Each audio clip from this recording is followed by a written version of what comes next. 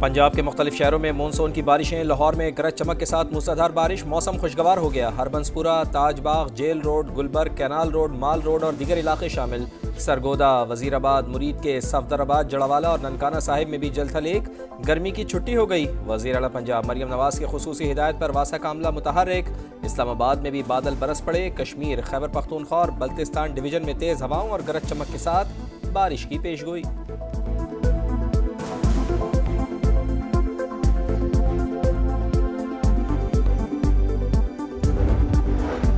قومی اسمبلی کا بجٹ اجلاس آج ہوگا۔ مالیاتی بل کی منظوری کا امکان۔ وفاقی کابینہ کا اہم اجلاس صبح 10:30 بجے پارلیمنٹ ہاؤس میں طلب۔ کابینہ ارکان کو قومی سلامتی کمیٹی کے فیصلوں پر اعتماد میں لیا جائے گا۔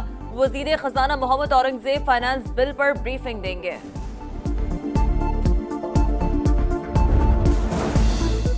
پاکستان اگلے ماہ اقوام متحدہ کی سلامتی کونسل کی صدارت سنبھالے گا۔ پاکستانی مستقل مندوب جولائی میں صدارت کے فرائض سر انجام دیں گے۔ عاصم افتخار کی اینٹونیو گوتریس سے ملاقات، فریم ورک سے آگاہ کیا۔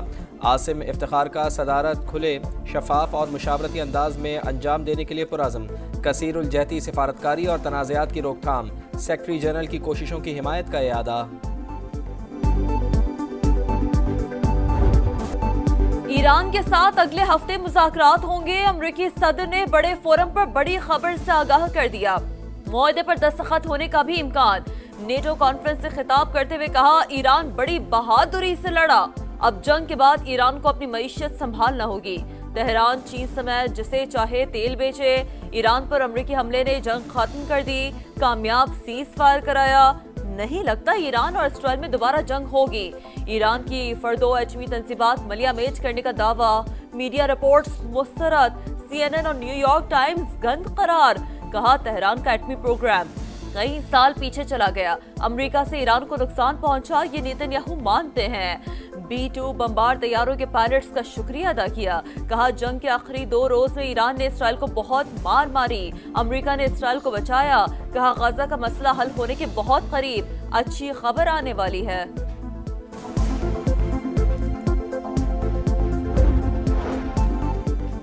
امریکہ ایرانی ایٹمی پروگرام کا بنیادی ڈھانچہ تباہ نہیں کر سکا۔ CNN اور نیو یارک ٹائمز نے ٹرمپ انتظامیہ کے دعووں کا پول کھول دیا۔ پینٹاگون انٹیلیجنس کی رپورٹ میں جھوٹ کا پردہ چاک، بتایا بمباری سے صرف داخلی اور خارجی راستے تباہ ہوئے، مرکزی عمارت کو کوئی نقصان نہیں پہنچا۔ جوہری پروگرام صرف چند ماہ پیچھے چلا گیا۔ وائٹ ہاؤس کی پریس سیکرٹری نے بھی رپورٹ کی موجودگی کو تسلیم کیا۔ کہا، ٹرمپ انتظامیہ اس سے متفق نہیں۔ امریکی وزیر دفاع کا خفیہ انٹیلیجنس رپورٹ لیک ہونے کی تحقیقات کا اعلان۔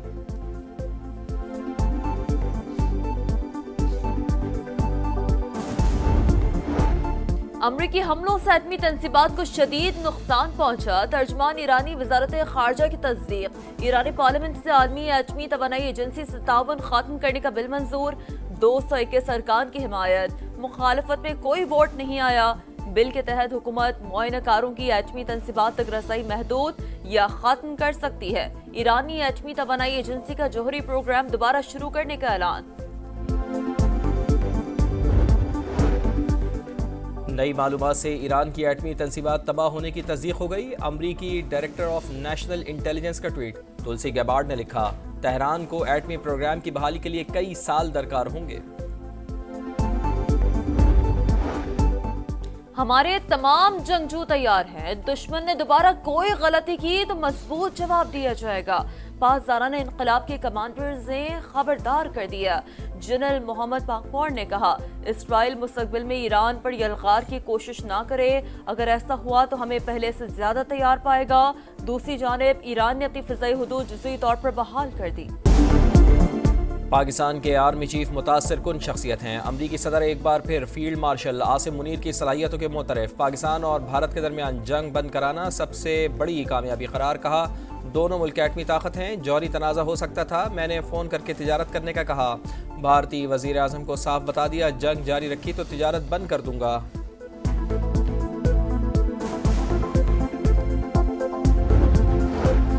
شنگھائی تعاون تنظیم کے اجلاس کا آج سے آغاز۔ پاک بھارت وزراء دفاع کی ملاقات کا امکان، ترک میڈیا کا دعویٰ۔ وزیر دفاع خواجہ آصف بیجنگ پہنچ گئے۔ قومی سلامتی کے مشیر لیفٹیننٹ جنرل عاصم ملک کا دورہ چین۔ پاکستان اور چین کے درمیان سیکیورٹی تعاون بڑھانے پر اتفاق۔ शंघाई ताउन तंजीम की सलामती कौंसिल के सेक्रेटरीज के इजलास में शिरकत।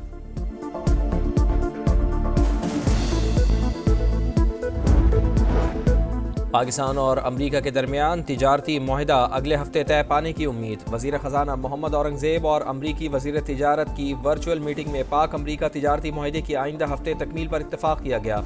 वज़ारत ख़जाना के मुताबिक वर्चुअल मीटिंग में जारी मुज़ाकरात पर इत्मीनान का इजहार किया गया।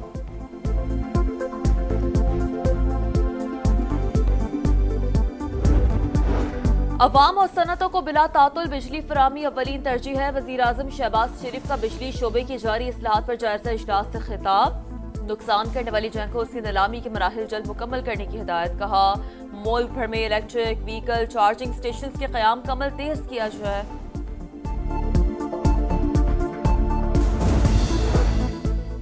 कराची के इलाके कोरंगी नंबर 3.5 में लूट मार के दौरान डाकू शहरियों के हत्थे चढ़ गए। तशद्दुद से एक डाकू हलाक, दूसरा जख्मी। कोरंगी ज़िया कॉलोनी में मुबैना पुलिस मुकाबला, एक डाकू हलाक, दूसरा गिरफ्तार। पिस्तौल बरामद, हलाक डाकू की लाश अस्पताल मुंतकिल।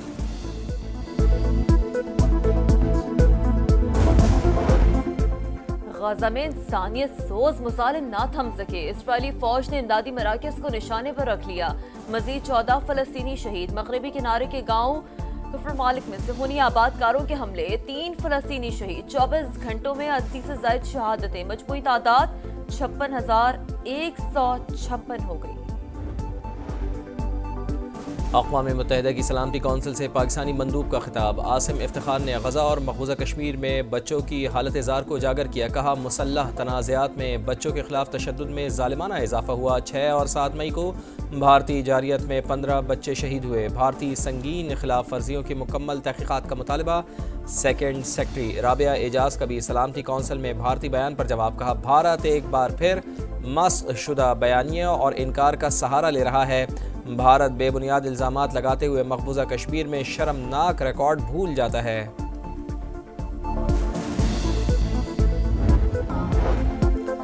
शाहीनों का जवाबी दौरा। बांग्लादेश ने T20 सीरीज़ का शेड्यूल जारी कर दिया। कौमी टीम आइंदा माह ढाका में 3 मैचेस खेलेगी। मैचेस 20, 22 और 24 जुलाई को होंगे। और एशियन डबल्स स्क्वॉश चैंपियनशिप की टाइटल फाइट। रिवायती हरीफ पाकिस्तान और भारत में आज जोड़ पड़ेगा। नासिर इकबाल और नूर जमान की जोड़ी ने सेमीफाइनल में मलेशिया की जोड़ी को शिकस्त दी थी।